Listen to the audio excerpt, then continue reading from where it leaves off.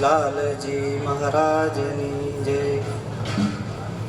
દર્શનની વાત કરું, જ્યારે આપણે અહીંયા મંદિર બન્યું 2012માં, ત્યારે જે મંદિરનું કામ ચાલુ હતું, તો ત્યારે મને દર્શનનો ઈચ્છા થાય, ભગવાન ક્યારે દર્શન આપશે. કે પરમધામ ગુરુજી વાત કરે ને કથામાં પરમધામ, તો એવી ઈચ્છા કે મહારાજ મને પરમધામમાં ક્યારે દર્શન એવા કરાવે. તો એ સમયમાં એ મંદિરનું કામ ચાલુ હતું, રાત્રે થાકીને હું ઘરે જ ગયો હતો ને કંઈક હજી સુવર્ણ તૈયારી હતી ને ત્યારે ભગવાને મને એવા દર્શન આપ્યા કે ભગત તમને કે પરમધામ જવું છે ને. તો મેં કીધું હા ભગવાન. તો એ કે તમને એ કે વચનમાં બાંધવું છું, એ કે ઘણા લોકો આવશે, એ કે ત્યાં દેવલોક ઘણા આવશે, સ્વર્ગો આવશે, તમારા સ્વાગત માટે ત્યાં ઘણા દેવો હશે, પણ તમને એ કે નિશ્ચય રાખવાનું મારા ભેગું છે કે પરમધામમાં જ મારે ભેગું આવવાનું ત્યાં. તો મેં કીધું હા ભગવાન.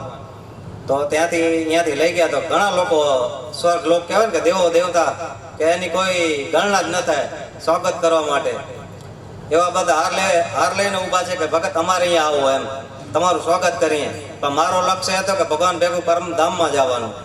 તો ત્યાં આગળ જતા ગયા તો પરમધામ આવ્યું. તો ત્યાં પહોંચ્યા, તો ત્યાં જઈને જોઉં તો ભક્તોની મેદની કહેવાય ને કે અરબો નહીં ખરબોની હશે ભક્તોની ત્યાં, એટલી મેદની.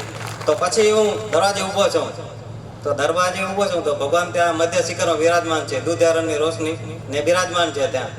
તો મેં વિચાર્યું ભગવાન પાસે જાઉં કેમ.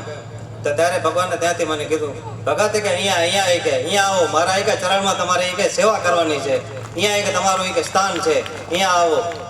તો એ દર્શન જોઈને મને એમ થયું કે ભગવો રંગ ગુરુજી કહે ને ભગવો છે જે કેસરી રંગ એ મનની અંદર ઉતારો.